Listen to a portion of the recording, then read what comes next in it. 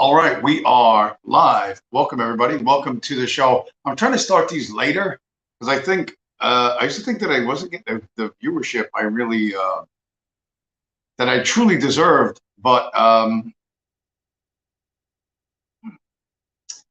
who knows? Why don't I have my counter up? Why don't I have my counter up? Anyway, uh, I don't see how come. Oh, there it is. All right, I have not looking at. Didn't have the screen fully. Okay, that's once again, boomer teching our way through the 21st century. But if it works, it works. If it's not broke, not really gonna fix it too much. So where was I? This was like a worrisome week for me. Last week was because it was like the slowest week. My income dropped like 75%, and I was like, uh-oh. And I actually applied to drive for another company. Does the same thing that the one I currently drive for does. But there's nothing I did wrong, and it just seems like it's just a super slow time. So that second company hasn't gotten back to me yet. So I don't know if they will, but it's better to have a second option, right? I mean, what's the worst that could happen? I make more money during the slow times. So whatever. With that, where are we at? Today's. Oh, by the way, since you just got here, make sure to smash up the like button. I have an entirely new banner, and here it is. Take a look at the banner. Smash up the like button before it becomes illegal. I'm getting it's fairly typical for me. I'm getting banned. Well, not banned. I'm getting like all these warnings and shit on social media. Because I'm posting things you're not supposed to post, saying things you're not supposed to say, and I have to be a little cleverer than I am in saying what I need to say, because let's face it, the small hats, they have their keywords locked into certain things, and they watch certain websites like a hawk. And even if I comment on something, like at this point, Google has me on the fucking pay no comment list. Like I comment on a video or something like that, whether it's related to topics that I talk about or it's completely unrelated, and I don't get any notifications that anyone liked it. And if I happen to think about that video or something, maybe like 3 or 4 days later, pops into my mind. I'm like, oh, let me go check out that video again, see if my comment is up there. And I go and I see that my comment got 4 likes or 5 likes or 50 likes. There was one on Instagram. I posted a comment on Instagram, which, listen, I know it's like a commercial. It was a Instagram video that was a commercial advertisement for diamonds. So I just red pilled a bunch of people on diamonds, and I got a notification that one person liked my comment, and I'm like, really? I was like, I don't even remember what I wrote, because I wrote that like 3 weeks ago. I go back and look, and it had like 45 likes.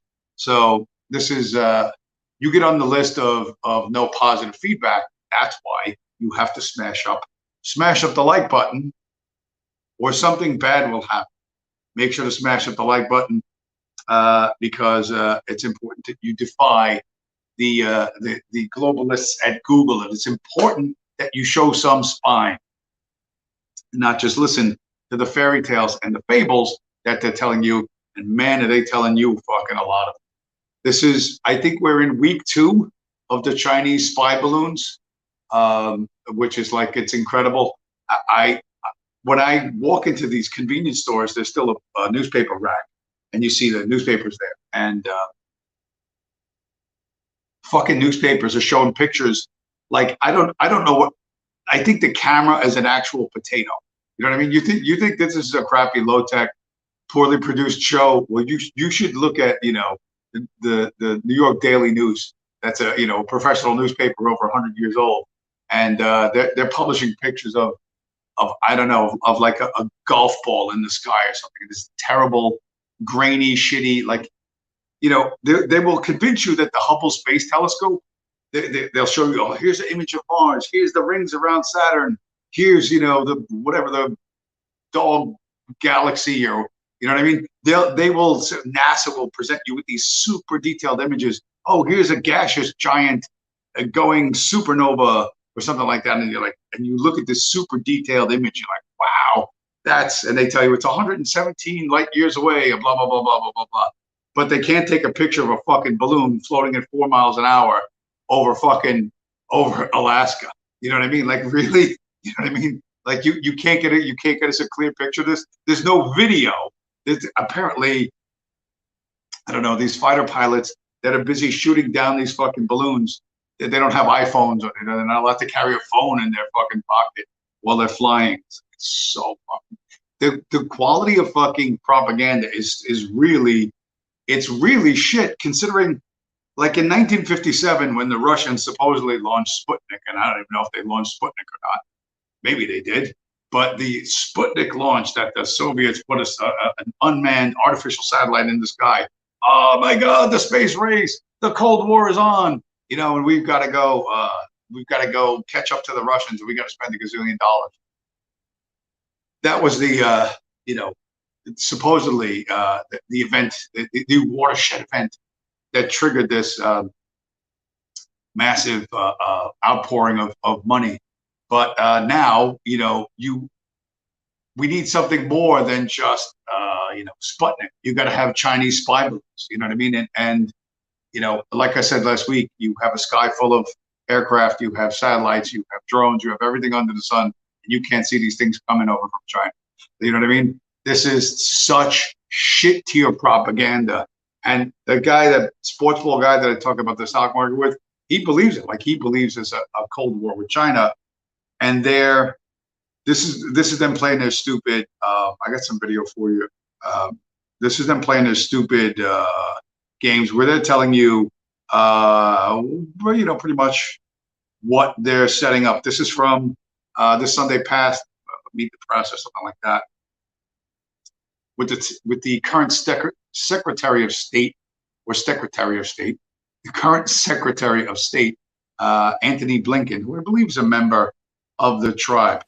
I want to go back to your readout with your Chinese counterpart. The other thing you said in there is you reemphasized the issue that we don't want to have a Cold War with China.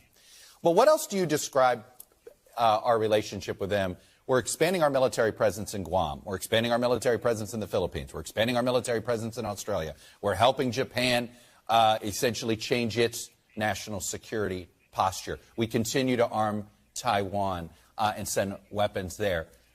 If it's not a Cold War, what is it? Chuck, this is obviously among the most consequential but also complex relationships that we have, and probably the same can be said for many other countries around the world. And of course, we're in a vigorous competition with China, and that's something we're not at all shy about. We intend to compete very vigorously, and we've taken important steps over the last couple of years to invest in ourselves so that we compete effectively, but also to align with allies and partners around the world so that we have a shared approach to some of the challenges that China poses. And as we're doing that, we have a strong interest in trying to manage the relationship responsibly and to make sure, to the best of our ability, that competition doesn't veer into conflict or into Cold War. I don't think that's in our interest. And also, it's important to note that there are some very big issues out there that are affecting all of our citizens and affecting people around the world, where, if we can, it would be in our interest to find ways to cooperate on climate, on global health, on the macroeconomic situation around the world. And we have a responsibility to at least try to do that. So that's why I say you can't reduce this to a bumper sticker or to a label. It's complicated, it's consequential, and we need to manage it responsibly. Thanks for watching our YouTube channel. Follow today's top stories and breaking news by downloading the NBC News app.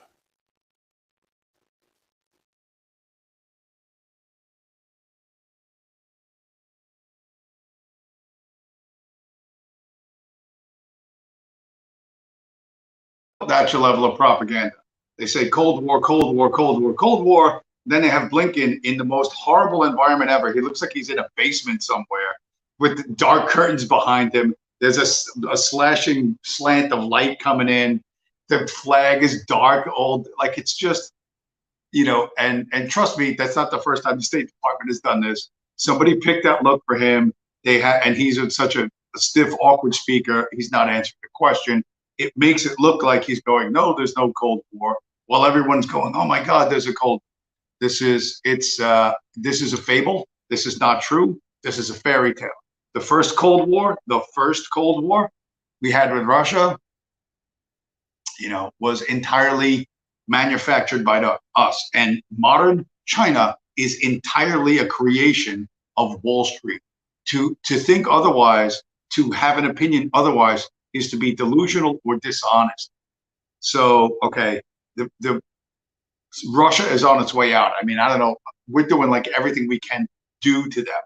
And the Russians, despite, and there's so many people on Twitter and so many people on social media that think that Putin's not like some hack piece of shit fucking spook from the KGB, but he's some great nationalist who loves Jesus and the Russian Orthodox Church and shit, which, so we built some churches, so what? That's hardly an accomplishment for as long as he's been in office. You know what I mean? That's not doing a whole lot for his country. Russia has 157 billionaires. And I don't know this for sure, but it would be my guess that every single one of those 150 billionaires is a member of the tribe. That would be the most interesting investigation anyone could ever do. But if you did that, you might end up shooting yourself in the back of the head twice. So I don't suggest you actually investigate that, but just to throw out a theory, like of the 157 billionaires, all of whom have the same amount of money as American billionaires, which there are 500 and something American billionaires, but they have equal amounts of wealth. There's just 1/3, the Russian ones are 1/3 the size of the American ones. That it's very easy to see someone like Blinken or any spook that they'll throw up on TV, or ex CIA guy, and you go, oh, you fucking hack. You'll do whatever you're told. And a lot of people will dismiss everything that comes out of an intelligence official's mouth as complete propaganda.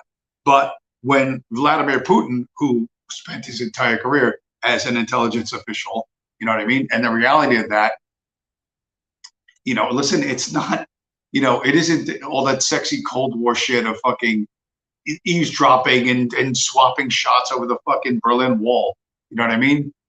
They're all just skills. They're all lowlifes. You know what I mean? It's all about enriching the people at the top. We got a comment here. Let's look at the comments. Virgil Doc, Purple Heart, welcome to the show, sir. So you commented on last week's video. I appreciate that.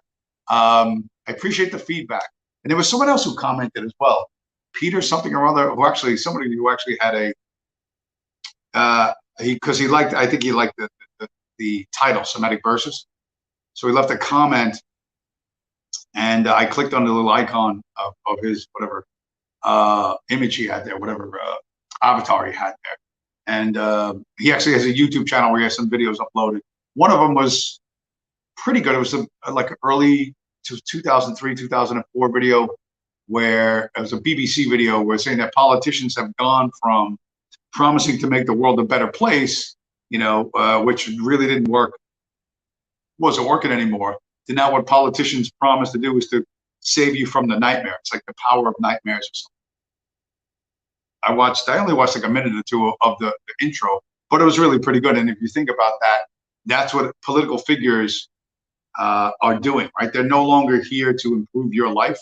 They're not going to make, I guess that's really why they hated Trump, because Trump said, make America great again or something like that. They just hated the very thought of it.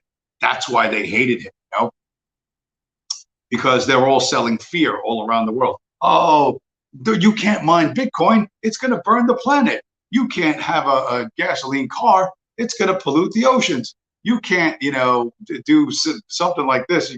I remember when you couldn't have helium balloons because they would kill the turtles. And now we got, 47 billion fucking the COVID masks, flood everywhere. So it's all, we all know it's all bullshit, right? But they're going to save us from COVID.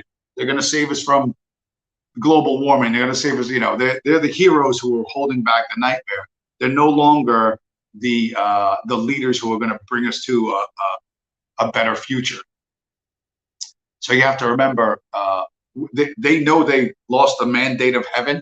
So, they're ruling by, it's really ruling by fears, various different fears. And this China Cold War fear is, that worked really good. And they made a lot of money off this last time with Russia, and Russia's finished. Russia's totally finished. And there's no reason for Russia to be finished.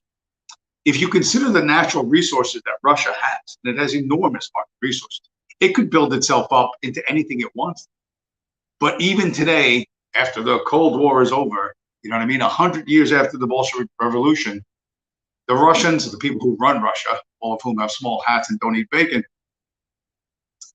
the people who run Russia would rather just sell the valuable resources of the country to the West, to Western Europe, or to America, or to whomever, to China, and just keep all the profit for themselves, and people can go whatever, they can go light a candle in church and hope that there's enough wheat harvest for them to have bread this year. You know what I mean? Hope that the government doesn't actually starve them again by selling off all the fertilizer to some other country. So there's no reason that Russia couldn't build itself into anything it really wanted to be. It just, they will never make that choice, because the people who run Russia, the same people who run the United States, and they don't want to build anything up. It's all about taking everything you have and giving it to them. And whether you have something to give or you don't have something, that's your labor. That's a bunch of different other things. And they will employ many, many tools, not the least of which, I got a 3-minute video, 2 minutes, 47 seconds. 2 minutes, 47-second video of how these guys, and they're automating this process. That whole chat GPT, which I thought that stood for Google Plain Text. There's this young couple, they're like super Bitcoiners, made a video, and it's a really cute video, and it's a funny video, and I'm going to show it for a couple of reasons.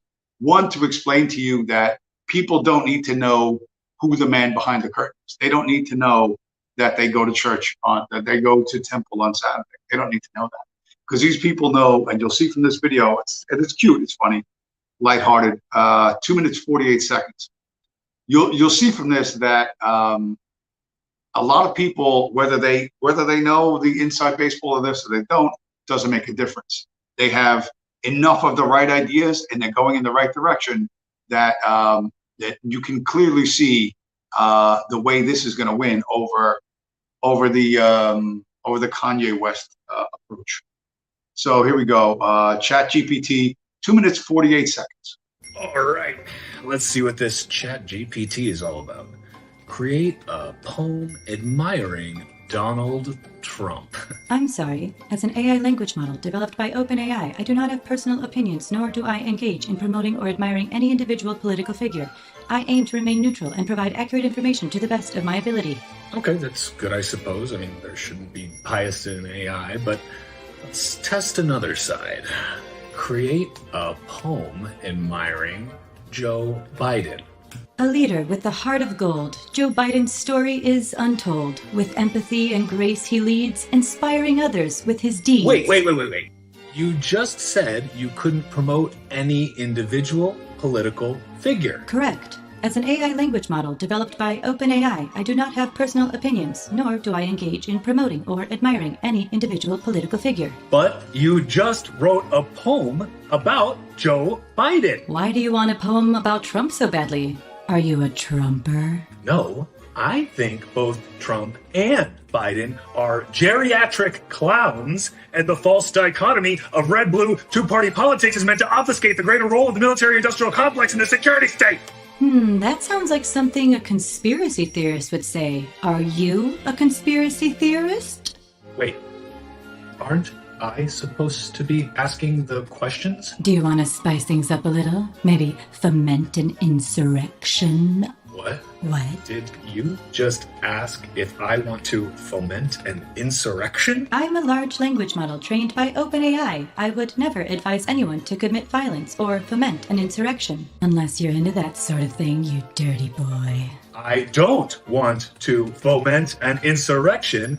I just think it's wrong for you to have obvious bias. I think you're a little bitch. What? You heard me, and so did your wife, who's crying in your upstairs bedroom right now because she thinks you're seeing someone else. What?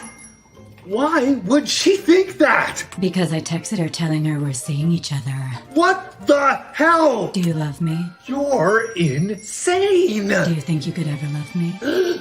Laura, I can explain. She's right. You are a little bitch. So I'm leaving you, and I'm taking the car and Bitcoin keys with me. I hope you're both very, very happy together. How did that escalate so quickly? It all seemed so innocent. There. You know what might make you feel better? Oh, what? It starts with ferment and it ends with erection.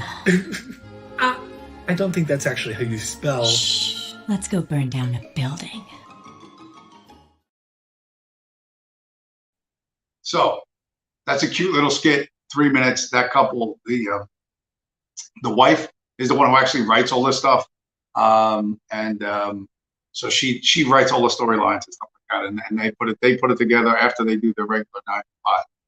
But that little 3-minute skit, cute, funny, lighthearted way of expressing the same ideas that other people express with more seriousness and intent, right? The darker side, the secret side. They know, that that ChatGPT is a tool of the security state. They obviously know that, and they put that out in front of them. They have, I think their YouTube channel has like 8,000 subscribers, but their videos must get buried because I think that video only has like 700 views or something like that. And you would think and Bitcoiners dig Bitcoin content, so they should be getting thousands more views than they're getting. So they're certainly being suppressed, and I'm sure that they know that. But a lot of Bitcoiners are a lot hipper to what's really going on than you and your friends, except they have a plan and they have something that works, and you don't have a plan, and you have something that doesn't work. And I've said this before, I'll say it again: when the money dies, people go insane. When money dies, people go insane. That's not happening in America today. It's not happening yet. But I'm going to show you a couple of previews of places where the money is dying and the people are starting to go nuts. Let's take a quick take a quick walk over to the Middle East, and let's go visit our friends in Lebanon. People in Lebanon are setting fire to their local banks. This is because there has been a restriction on withdrawals for how much cash they can take out of their own accounts for years. This is just the culmination of an ongoing economic crisis. Last year, there was a string of robberies and Lebanese holding up banks just to get their own money out. Imagine watching your life savings inflate away with no ability to withdraw that cash from your own account. For some perspective, this is inflation in Lebanon versus the United States. You can see at the end here it goes right off the rails, with the Lebanese pound having lost 98% of its value since 2019. This is why Bitcoiners are always talking about being your own bank and having self-custody over your own funds. There's no middleman who can put restrictions on how much Bitcoin you can spend, it's just yours. People in Lebanon see this. They are mining Bitcoin to buy groceries, they are saving their money in Bitcoin because they know that they can no longer trust the institution. While people in the US may feel safe with their FDIC insurance, the future is never guaranteed. Yeah, so the Lebanese are burning down their own banks now. How frustrated and hopeless are you? Where you get to the point where you think, let's burn down the bank itself. Okay, that is what happens when the money dies. I got another video here. We're gonna go a little south. We're gonna go south to Togoland. Believe it or not, I think it's Togoland. Some fun facts about Togo, some people might not know, but this is how Bitcoin is ending neo-colonialism. It's 55 seconds, and let's take a look. When I understood the philosophy of Bitcoin, something clicked in my mind. The struggle we have been fighting for in Togo for freedom is completely tied to our decision to have an independent currency. The currency in Togo, the CFA franc, is controlled and printed by the French treasury, and her family has seen their life savings devalued time and time again. Farida questions why France keeps Togo's reserves in its banks, money that's earned by the Togolese people, and then is used to buy French debt to finance the living standards of French people. Why can't we just use Bitcoin, which is more like a nation-less currency, a currency that is not tied to a country, a race, an identity, the currency that belongs to everyone. And the most powerful part about it is the fact that it's immutable. The rules cannot be changed. Someone cannot wake up every day and announce that they are slashing its value by 50% and get us all poor. So there you go. In Togo, the French print the money for the Togians, whatever they are, Toga people, and then use that money to buy French debt to support the life of Frenchmen. I'm guessing those Frenchmen are not French Catholics, but that's just my guess. But you have to ask yourself, if you're an honest person, you have to ask yourself, to the people who run the banks, the people who own the banks, how are you different from the spear chuckers in Togo? Right? How are you different to the banker? Okay. Think of it, put yourself in as, in the seat, in the position of someone who owns the Federal Reserve or part of the Federal Reserve. How are you different from the people of Togo? Are you different in any way? Do you think that they would care if there were troops in the streets? Fires, riots, you burn down the banks like they do in Lebanon. Do you think they would care? No, they wouldn't care. You exist to provide resources to them, okay? And they will do anything to keep that relationship, to keep you as effectively a debt slave to them. So the Federal Reserve Bank in America, which is not federal and has no reserves, prints the money for America. The fact that the buildings that do this are housed within the United States is really, that's such a minor technicality relative to Togoland. Togo, the printers that print the money are in France. And I guess they fly plane loads of it down to Togo to do whatever they're going to do. And then they decide they're going to devalue it. They're going to knock off a few zeros. What they're going to do, who knows what they're going to print, how much they're going to print relative to whatever reserves Togo has, if it has any reserves. You are the same to the central bankers. You are the same to the people who own the Federal Reserve as those people in Togo. There's no fucking difference. There's no difference, right? The whole idea of let's burn the Constitution and everyone that promotes it is moving you closer and closer to Togo or Lebanon or some other third world state, okay? That's where America is moving towards, and because more and more resources have to be extracted upwards, okay? And the same people that are in charge of Togo's money, again, I would argue they are ethnically the same. They're related by blood and marriage. Do they compete with each other? Sure, sometimes they do, but overall, they're mostly on the same page. And you can choose to stay within their economic system and bullshit yourself, tell yourself the fucking fairy tale that someone's going to come to rescue you. It's going to be Putin. It's going to be Trump. It's going to be some other fucking guy, rice and beans Hitler. You can bullshit yourself all you want, but you should probably not be here. One of the best things, I was looking at the videos the last couple of weeks, my number of views per video is dropping, which is good. Hopefully the subscription numbers drop off soon too. Because like I said, most of this audience is a group of worthless white communist homosexuals that don't like blacks and don't like Jews. You know what I mean? And they're just praying for Hitler to come back so that all the blacks will go to the fucking seashore, tie a Jew around their neck, and swim back to Africa. That's not going to happen, right? But that's the fairy tale you tell yourself because you're going to red pill people with the ultimate secret of World War II, which is that Hitler was the good guy. You know what I mean? You're a deeply delusional person who's unpleasant in every conceivable way. And I don't want those people, I want those people to unsubscribe. I want them to go away.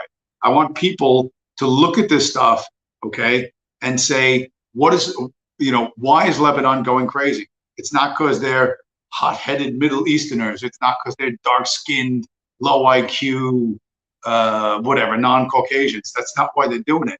They're doing it because the money is dying in Lebanon. 100% inflation, 100% inflation, 100% inflation. And that's the official figures.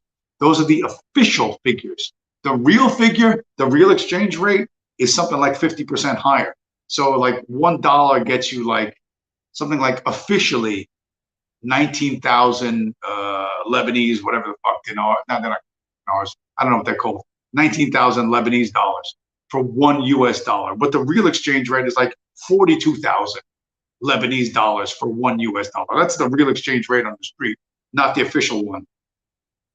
And the people in Togo, I don't know what's going on with them. I have no idea what the, you know, I guess the CFA franc, however much it's been devalued, however much inflation there is, you know, keeps Togo poor forever. And that there is now riots and the security forces are going after the rebels. The rebels are people transacting in Bitcoin, okay?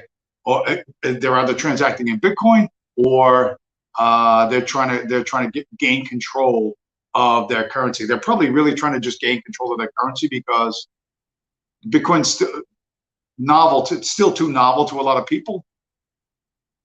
And like I said, people do what's easy, what's familiar, what they're likely to succeed at, what they're comfortable with. That's what people really do. You know, this idea that the people are going to go outside their comfort zone and do something heroic and idealistic and iffy. Most people are not going to do that. Most people are not risk takers at all. You know what I mean? And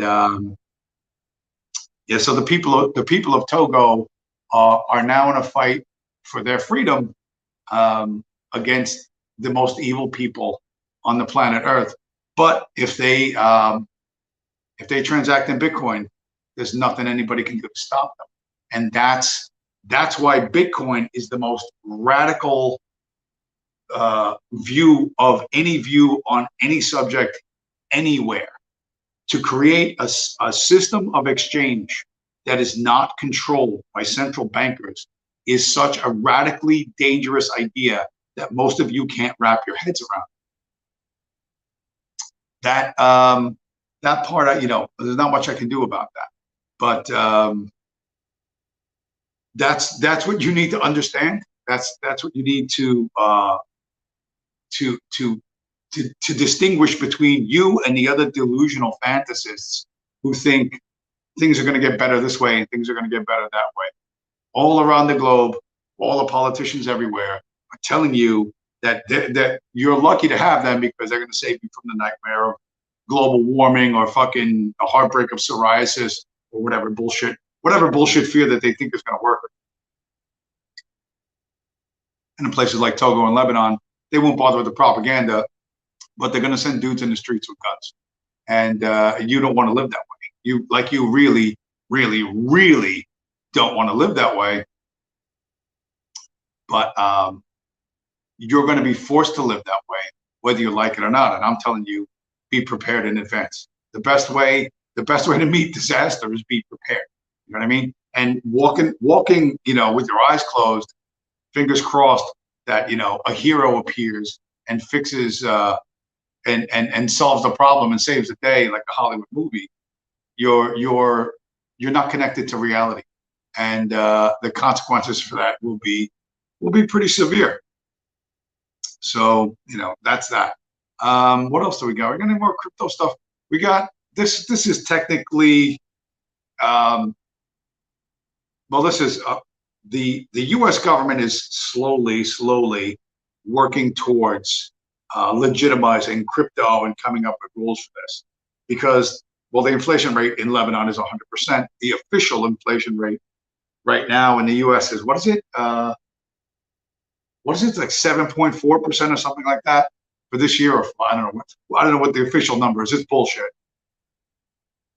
But remember, there are big companies like Apple, like Microsoft, like all these other international companies that have hundreds of billions, maybe trillions of dollars that's losing value, 5% a year, 5% a year, 5% a year. They're going to look for a way out pretty soon. And once they realize there's no way out for them, that the government has managed to fuck things up, they're going to want to sidestep all the negativity and they're going to want to go somewhere else. But the feds are going to make it. Like I said, they're going to end the Wild West nature of this. So the largest crypto exchange on the planet Earth is a company called Binance. It's run by a Chinese dude. I showed you him last week. This story involves Binance and our government, and the Securities and Exchange Commission.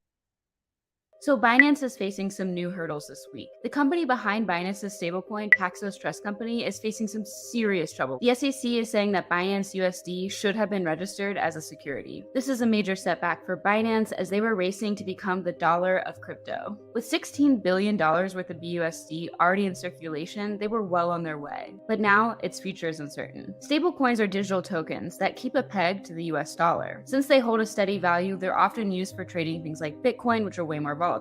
Binance USD is the third largest stablecoin and the seventh largest cryptocurrency. But this news could change all that. Users will probably just shift to other stablecoins over time. And PayPal just announced it plans to pause the release of its stablecoins after all of these reports. So a stablecoin is an electronic token, like they said, you can use to trade Bitcoin 24/7. So you can put X amount of dollars into an account, and that way you could trade 24/7, 365 with this token for whatever. But the Securities and Exchange Commission says those are basically securities like stocks. And there are a whole bunch of rules about what you're allowed to do with securities in the United States. And all these rules are being violated. Obviously, no one in crypto is paying attention to them because there are officially no rules for crypto. But as the SEC moves closer and closer to coming up with a set of rules for these guys, a lot of that money that they're talking about, and the people doing it, people behind it are going to be in trouble. Like they said, PayPal was going to get into this, and now PayPal's like, nah, we're not. You know what? We're going to freeze that project. Things are changing. Inflation, the money printer, is making things change. The money printer drives everything, every single thing, no matter what you think. And you need, if you fail to understand that, you're going to fail to understand something really critical, and you're going to be in bad shape. They're going to give you narratives, whether that's the Chinese spy balloons or nuclear war with Russia over the Ukraine, which nobody even cares about fucking Ukraine anymore. You know what I mean? Think about it. Less than 3 months ago, we were going to go to nuclear war with Russia over Ukraine, and you barely hear anything about it. You know what I mean? And just Zelensky there going, more free shit, send more free shit, send more free shit, you know, and Washington shoveling God knows how much money, our money, out the door to them. But you could sum up everything you're going to see for the next 5 years with this. This is the second money printer video, the one with the Japanese girl dancing around. It's my favorite, and it's one you should keep in mind whenever you hear any, especially any breaking news. This is what drives the world, and you need to see through it.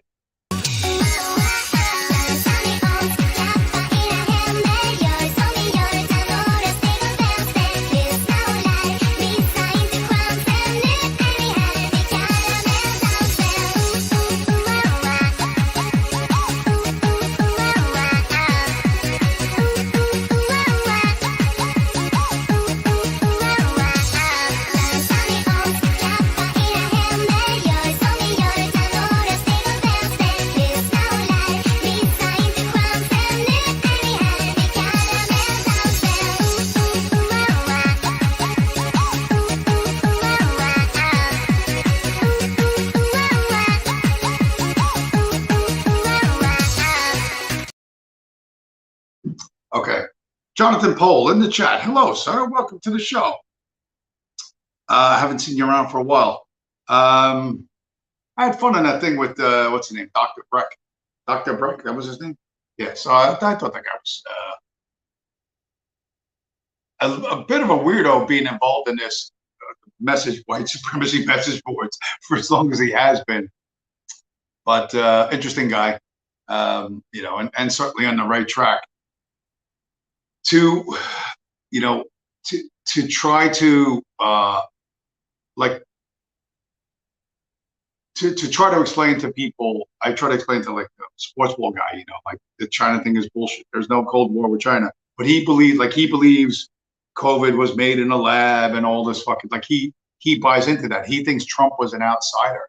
You know what I mean? It's just Trump is just singing from the hopeful page of the fucking central bankers hymnal, where you're not supposed to sing from the hopeful page. You're supposed to sing from the nightmare page of the central bankers hymnal. That's a great title for a show, the Central Bankers Hymnal.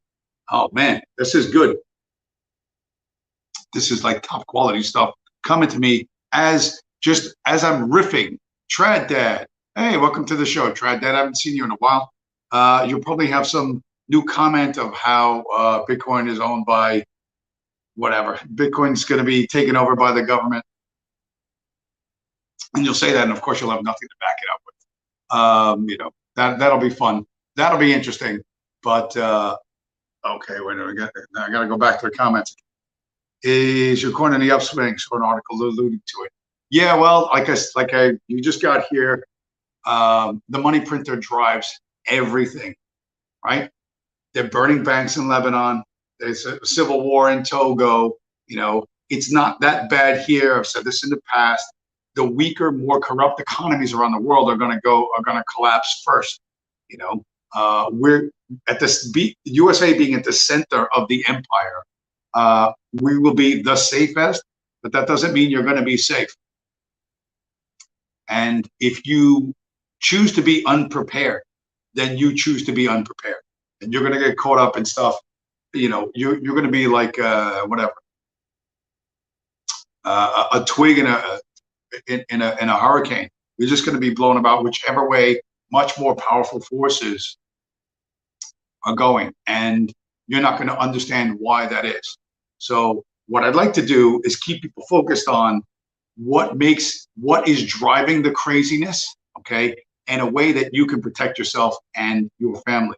Now, if you think that Bitcoin is total shit, and obviously a lot of people think that, or it's not safe because the government hasn't given it its fucking blessing, hasn't given it the fucking sign of the cross, whatever it is you think you need from the very same government that you hate, or at least that I hate. So you think that, you know, I gotta wait until some official, some third party tells me it's safe. Okay, good luck with that.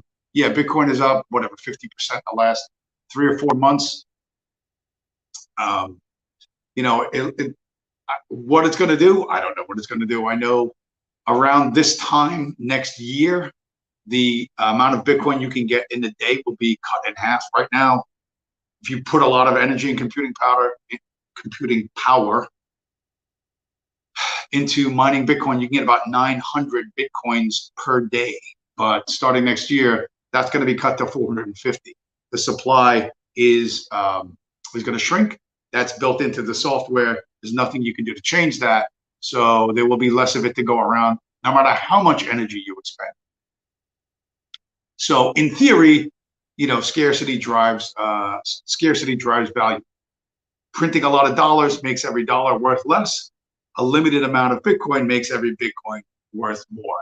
And right now, again, because the regulations aren't clear, the SEC hasn't done this, and Apple and Microsoft and General Motors and Exxon haven't decided to put their cash reserves into Bitcoin to save their cash, because they have a lot more cash than you do, and they are much, much, much more interested in saving their money. But once it's safe enough for them, they're going to move into that in a way that's going to be probably people will think they woke up in a dream. But at this point, you know, you're searching the sky for Chinese spy balloons, you know what I mean, and waiting for Hitler to come and get rid of the Jews and the Negroes.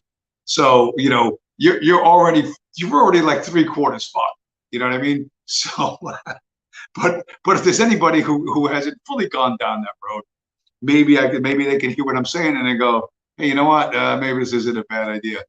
And I'm just trying to drive people, like I said, to engage in a system, an economic system that they do not own or control, and that this is the smartest and best way forward for literally for everyone. But if you don't want to be part of that, if you want to sit with your thumb up your ass and wait for fucking rice and beans Hitler to save you, go ahead, you know. But you know, money talks and bullshit walks. And if you're, as long as you're comfortable, you know, within their system, you're going to stay in their system, right? If you bristle at the thought of you having to obey their edicts, if you bristle at the thought of having to fucking bow down to the shit they say, well, what are you going to do about it? The dumb thing to do would be, you know, what that Vietnamese guy did. I don't know. Nobody saw this because it didn't make the news. Two small hats got shot on the sidewalk in Los Angeles 2 weeks ago. I don't even know what happened.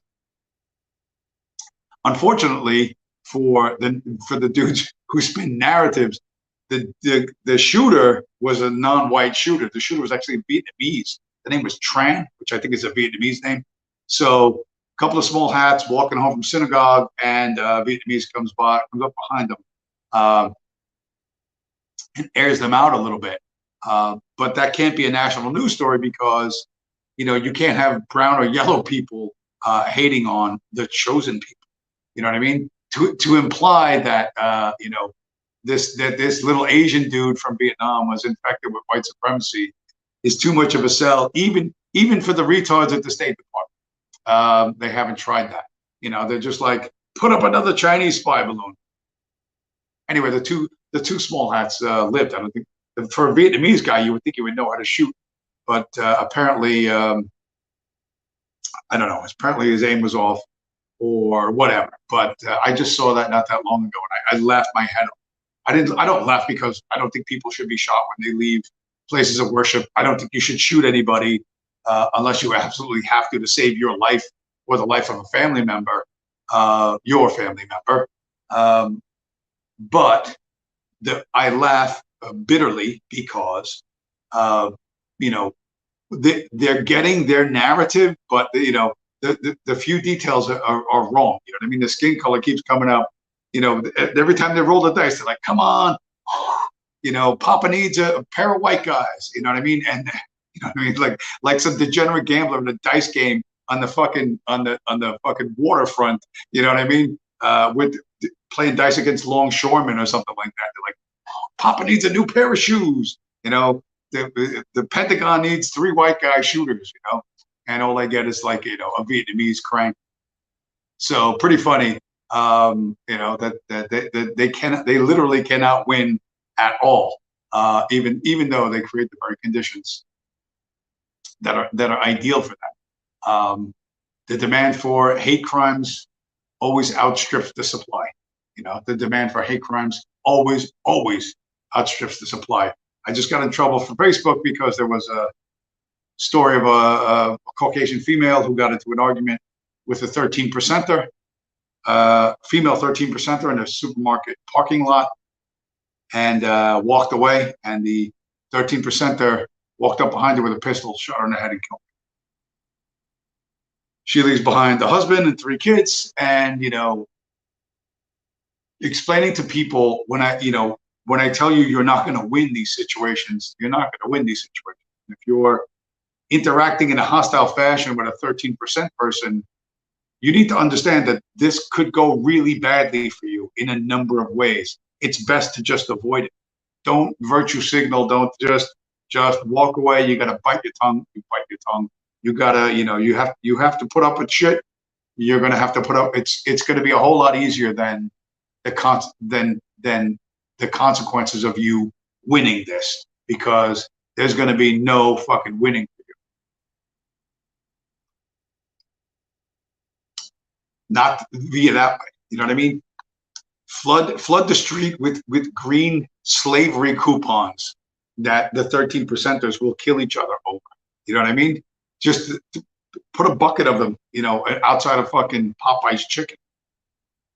You know, because you have Bitcoin. You have something that the central bankers don't own or control. That's what I try to tell people. And, you know, whether or not you hear that or you don't hear that, or you come up with your list of excuses, oh, here's the reason why I can't do that. This is the reason why I can't do that. Okay, you can't do it. You know, you don't have to tell me You don't have to justify yourself to me, but you have to justify yourself to yourself. And I don't think anybody that subscribes to this channel thinks that that the chosen people are a powerless minority who just happen to be, you know, unfairly targeted throughout the millennia. Nobody believes that. And you know that big money gets whatever it wants. So why do you go along with that? You know, you can opt out, and you don't have to do it all at once. You can do it bit by bit, and you can be in a better position 5 or 10 years from now than you were 5 or 10 years ago. You know, that's the smartest thing you can do. And I don't know, you know, again, if I'm thinking about who's going to watch this in the future, whether that's a few hours from now or a few years from now, I don't know who you are, and I don't know what your circumstances are, what you would need to do. But it's better to have more options than less. Come on, bros. It's better to have more options than less. Now I have 4 viewers. This is like huge numbers, and it's a real solid 4 viewers. I don't think Norvin the Cripple is here. I don't think Ovi the Pedo or Sperm Sucker Bateman. You know, the whatever, the Toxic Trio. I don't know where to come up with a name for them. The Toxic Trio. Right? Yeah, it's not that. That you know, because when I usually see the counter, the numbers jump up and down like 6 to 4, 5 to 4, 5 to 3, over and over and over throughout the time I'm talking. Then I know they're here. But it does looks like they've gotten bored. Well, they're not bored. They have other fish to fry. They have some poor fucking methamphetamine addicted dude in Kansas, you know, that they're trying to turn into a fucking you know, a domestic terrorist. They got real work to do. I got to earn those federal fucking paychecks.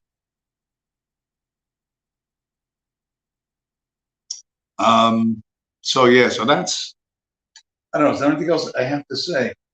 You came in so late, Trent. You come in at the end of the show. That's why I said I was trying to do these later, because I think there's more people on the West Coast that watch this than on the East Coast.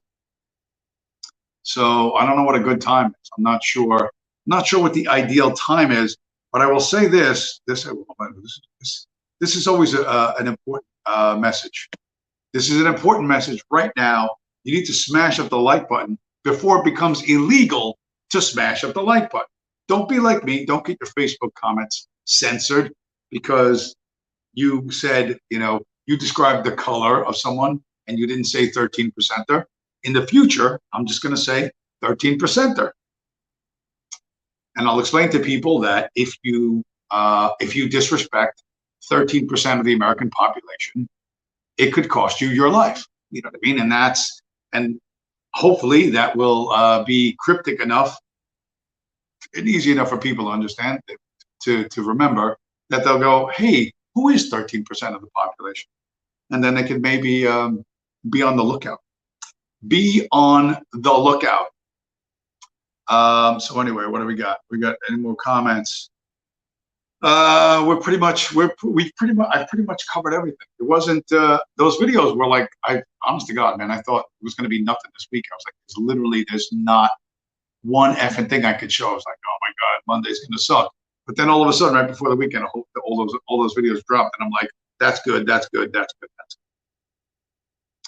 But so you know, the internet shall provide. You just have to be good at curating stuff. You know what I mean? And it helps a lot to know what you're thinking and what you want to say.